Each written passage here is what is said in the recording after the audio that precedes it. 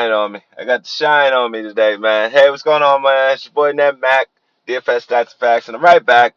Let's start off this week right, man. Really tough weekend. It was a tough weekend for the camp this week, man. I'm gonna be completely honest with you. It wasn't we were getting money, but we could have got more. I just put it like that. Could have got more. But yeah, hopefully this week goes out a little bit better. I mean, I was missing parlays by like one or two games. It just hurt. Okay, it hurt a lot. And some of them was by my own teams, so that really hurt. But yeah, without further ado, man, it's really sunny out here, as you can see. It's your boy Nat Mac, and we're gonna get right into it. But before we even get started, as always, I'd like to thank everybody. Thanks for all of your support. Keep it coming. And yeah, without further ado, let's get right into it, man. All right, so first game of the day, man, is going to be a really big one. In my opinion, I think OKC and Phoenix are going to go at it.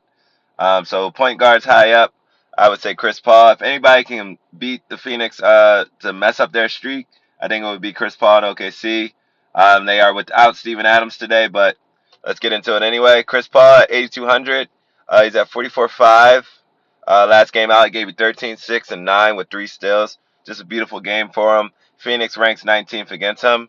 And then speaking of Phoenix, I got Devin Booker on here for shooting guards. They got him at point guard / shooting guard. 8,700 last game out. He gave you 49, 3, 35, 3, and 6 with 1 steal. OKC ranks 7th against guards. Real quick, before I go any further, how dare I? Happy birthday to my niece, Malia, who turns 4 today. We are going to see ya later on. It's going to be a really good time. We're going to turn up some apple juice, some Sour Patches. I got you. Um, Shooting guard / small forward. Let's go with Victor Oladipo at 38.3. He gave you 22, 7, and 5 with 1 steal, and I believe that was his first game back. Truthfully, like his real first game back. You know how they had the restricted minutes and all that. But yeah, he's listed at 5,800, so I throw him on here. Good filler guy. Miami does rank 21st against possession though, so yeah, let's keep that in mind. But 21st, I mean, it's Victor Oladipo. George Hill, another filler at 3.7. Possible thought today. Toronto does rank 5th. Eric Bledsoe is back, but last game out, even with the 28 minutes, he gave you 24.3, 9, 7, and 3 with 1 still. A lot of injuries I'm going to go over today, man, because there's just all over the place. This is really crazy. Um, but yeah, power forwards, just some thoughts here. Kelly Olynyk has been doing great. He's at 5,100. For that price tag, he's been doing great. Don't get it, misconstrued or all that. Probably used that word wrong.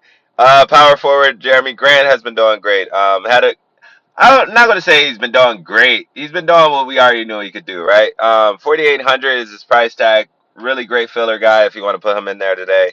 On the high up with power forwards, I would still stick with my boy DeAndre Ayton, especially because he's going against Dallas, and they're saying Porzingis is going to be out. He's not going against Dallas. I am lying. He is going against OKC, and I told you that Steven Adams is going to be out.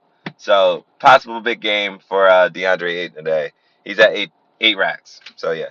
Another good forward, 100 off a salary away from him would be Bam.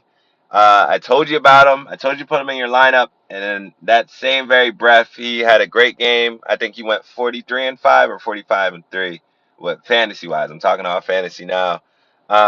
So yeah, Bam is a thought today with Miami. Miami got a little upset. What, 2 nights ago? I think it was. So yeah, but Phoenix just won though last night. Yeah, Phoenix won last night, was it? Yeah, can't really keep up. I don't really like the bubble like that. No, it's just because it's not. I'm used to all the teams, and it's not all the teams. So yeah, I figure I clean that up a little bit. But yeah, so to these injuries. Oh, you know what? No, I got an honorable mention too with Jamal Murray. He came back, first game back. He balled out. And I think he's gonna have another decent outing because he has to against the Lakers today. He is at 7,100. Gave you 53-5, 23-12, and 8. And the Lakers rank 17th against him. So yeah. Now to these injuries, you got Greek Freak, LeBron, and Anthony Davis all probable. They're saying they're all probable. Okay, to go today.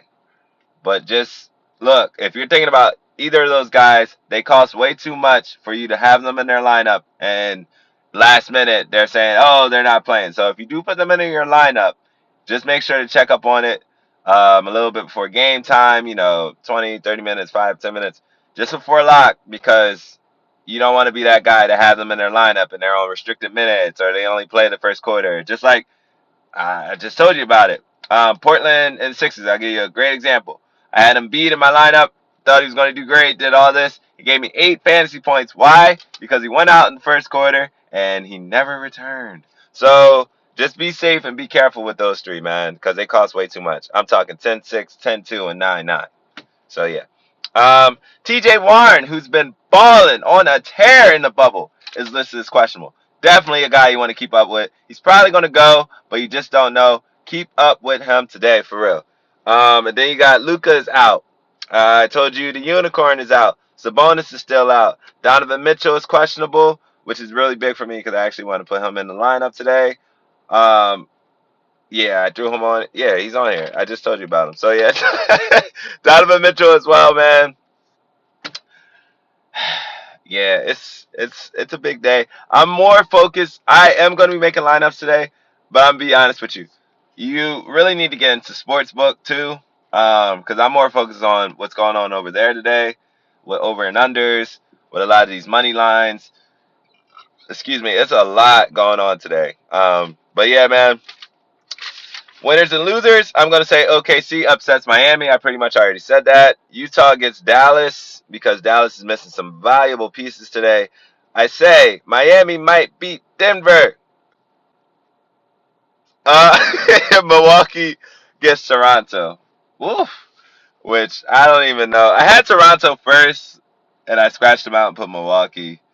But I honestly think it's Toronto too. So yeah, I just said that part.